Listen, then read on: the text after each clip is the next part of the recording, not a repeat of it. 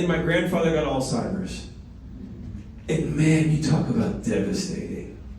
I don't know, my grandpa was my hero growing up, and I don't know that anything is more of a painful season to watch than to watch somebody with Alzheimer's. My grandfather began to do crazy things. He would take the ice cream and put it in the cabinet. He would start rearranging things. He started to not recognize his own home. He would say, we'd be sitting at Christmas all together in his home, and he would say, I'm ready to go home? Ready to go home? I said, no, this is your home. No, Joe, that was my grandma's name, Josephine. He'd say, Joe, let's go home. And just to watch that, and then it got more severe, and it became him not recognizing his friends, like his very, very close friends. He began to lose, he'd look at him, and he'd look at him with this confusion, like, and he'd see them, but he wouldn't know them, right? And then his health began to decline, and then he began to not recognize us.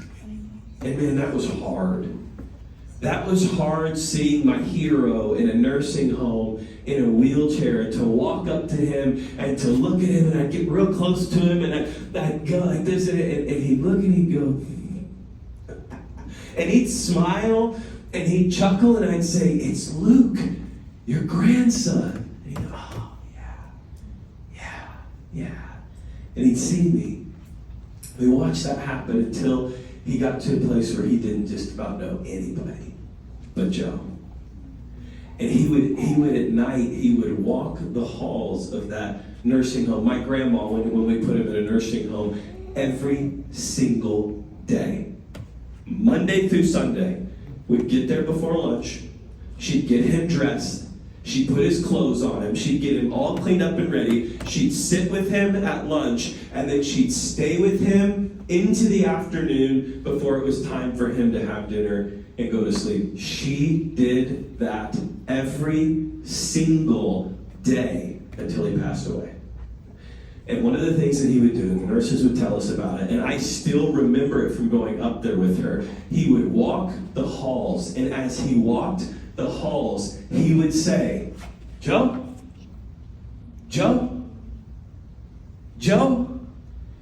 And in his mind and in his heart, you could tell, like, he would be in front of my grandma, and there were times where he barely even remembered her, but within him was this name that there was this love in him where the only place he felt at home was when he was calling for Joe. And man, I thought that was beautiful. I thought, man, he doesn't remember any of us. He doesn't know who any of us are. And he stares at us with this blank stare. But when he's trying to find where to go, he's looking for her. What a beautiful love. My grandma's 94. She's in a home now. She is declining quickly.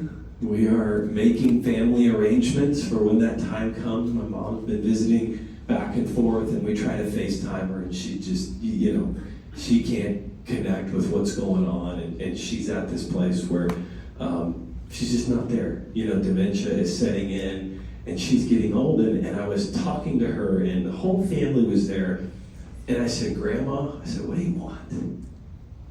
What do you want? You're 94. You've seen your kids married. You've seen all your grandkids grow up. You've got great grandkids. I said, what do you want right now? You know what she said? She said, I want to go be with Rex. I want to go be with Rex. And like, when I think of a marriage or a love that lasts a lifetime, I think of those two. Two people who, one couldn't even remember where he was or who anyone was around him, but all he could think to do was to call for her name. And another one who is facing the very end of her life, and when asked, what do you want? I just want to go be with Rex. I want to go be with Rex. So we prayed and we said, Lord, would you take Grandma home to be with Rex? That's why we're doing this. We're not doing this to satisfy ourselves.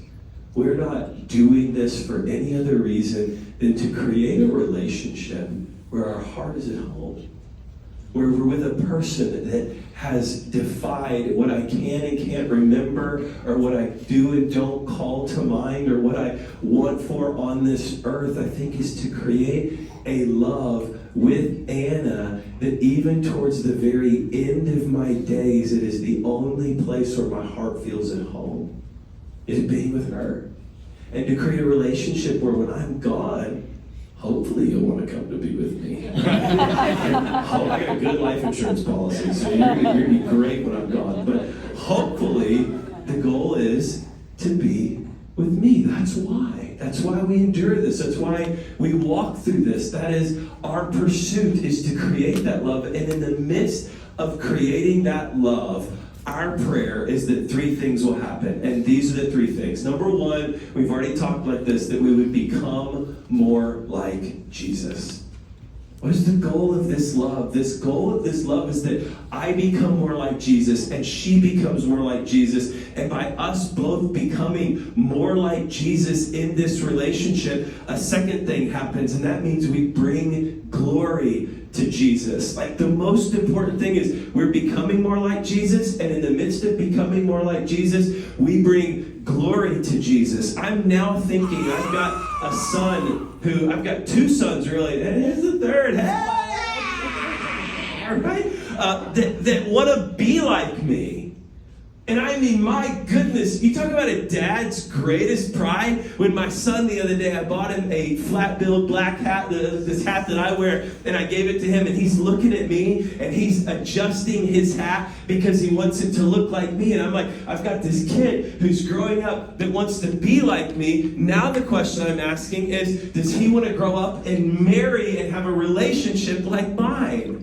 Like, he sees my marriage. Is it to that place where it honors Jesus enough, and I've become more like Jesus, and so much so like Jesus that we're giving Jesus glory, and because of the glory that he's receiving, my own children don't want to just look like me, but they want to look like us. They want what we have. They desire to have what we have, because the goal of marriage is to bring God glory. Let me read to you 1 Corinthians 10:31. So whether you eat or drink or whatever you do it for the glory of God. Colossians 1:16. For through him God created everything in the heavenly realms and on earth. He made the things we can see and the things we can't see, such as thrones, kingdoms, rulers, and authorities in the unseen world. Everything was created through him and for him. John 1:3 says God created everything through him, and nothing was created except through him. You know, Penn State football, for 125 years, they had no names on the back of their jerseys. If you've ever seen a Penn State football game, they're a football team. They've never had it. And then in 2012, something happened. One of their coaches was accused and found guilty of 54 counts of molesting young boys as part of a football camp that was a charity football camp that Penn State did. And when he was found guilty of that, the 2012 team was basically like they were taking all of their ability to participate in a bowl or anything or winning trophies was taken from them. So literally they were playing for nothing, right? Like they were like, you could win the whole thing and go undefeated and you're still not national champions. They were stripped of all of that, whatever it is, for that football year. So in 2012, Penn State asked everyone to stay. All of the football players stayed. And as a tribute to those players that stayed, they put their names on the back of their jerseys. So 125-year tradition, 2012 it was broken to honor those that decided to stay. And if you look back over the archives, it's a really wild thing. In 2012, 2013, 2014, the players' names were on the back of the jerseys for Penn State football. And then something happened. The culture of the program began to change. The desires of the players began to change. The whole makeup began to change to where the Alumni Association came together, the coaches came together, the athletic director came together, and together they decided when they started playing for their own names again, it changed the culture of the program. So here was a statement that was made by head coach James Franklin. He said, for 125 years, Penn State proudly followed a very simple idea. Black shoes, basic blues, no games, no names, all ball. In 2012, for the first time in the program's history, names adorned the back of the jersey to forever identify the men who stayed loyal, sacrificed, and chose to play for this institution during the most difficult of times. The 2012 team, permanently recognized in Beaver Stadium, will hold an enduring place in our program's history. Their commitment will never be forgotten. However, it's time for change. It's time we bring back the tradition that represented Penn State for 125 years. We are a strong family playing for one goal, one university, and there's only one name that truly matters. Hey, in our marriages, the most important name is not Anna and not Luke. It's Jesus. It's Jesus. We have to constantly remind ourselves of that. The most important name in our marriage is not Anna. The most important name in our marriage is not Luke. The most important name that needs to be above all other names is Jesus. That's the name we're playing for as a team. We get to be a team. We have no name on the back of our jersey. And as long as you look at us and think, man, they must follow Jesus, right? There's no way they would work without it. That's a win. That's a win for us. Like that's the goal for our children to see. That's the goal for our church to see. That's the goal for our family to see. In fact, I'll tell you this, the last point before we wrap up is we want to bring glory to Jesus and we want to be a witness for the gospel. So this is really funny. We had a babysitter in our house who's from the church. Now, our home is bugged with baby monitors. Anybody else? Like, we have one in every kid's room, that's 3, and then we have one in our room because Ezra's crib is in our room. So there's a baby monitor in our room, right? And there's this little monitor here, and now, like, if you had kids a long time ago, you don't understand what I'm saying. These are like 1080p HD night vision, like you see and hear everything. This is not like those old noise monitors where the kid's crying their loudest and you barely catch it. No.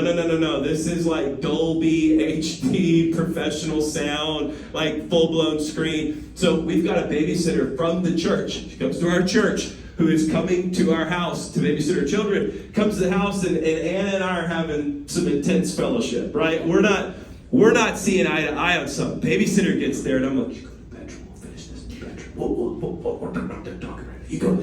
So we go to the bedroom. We shut the door. We're like, hey, we'll just be right out. We just gotta figure out our plans and get anything. Close the door, and we are arguing. We are just no, and we're loud enough to hear each other, but the door's closed and everything else. And we had a really good fight. We were really getting out. It didn't really resolve. It was like, you know what? She's here, and it's this day, and it's Friday, and we have babysitter, so I'm not going to spend it fighting with you.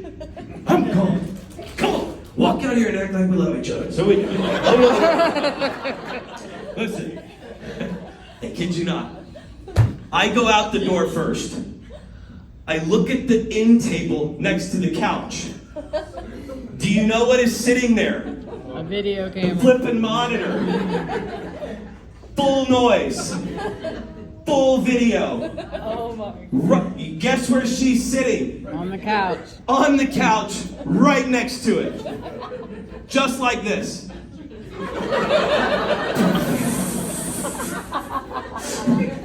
Here's what I did. I walked out, I saw her, saw the monitor, I said, oh, you know what, I'll be right back, I forgot something. I went back in and I said, why'd you leave the monitor on? Guess what? It's your fault. She just heard our entire fight. Like I shut the thing off, right? She heard the entire thing. Now what are we gonna do? She's gonna tell the church. She's never gonna come over here again. She's done serving in kids ministry. Now what do we do? There's only one thing to do. Confess. Gotta go out and fake it. So I'm like, hold my hand, act like we resolved this. We go back out there, right? Like, hold it. Hey! We're so glad that you're here. Here's our children for the day. You know what we're gonna go do? spend time together. It's our date day and we can't wait to have lunch together. Oh, isn't that right, Anna? Anna's like, that's right, Luke. Okay. God bless you. Have a great day. We leave. We finally resolved that obviously we're speaking at a marriage conference, right? But I remember thinking, my goodness, we blew it there.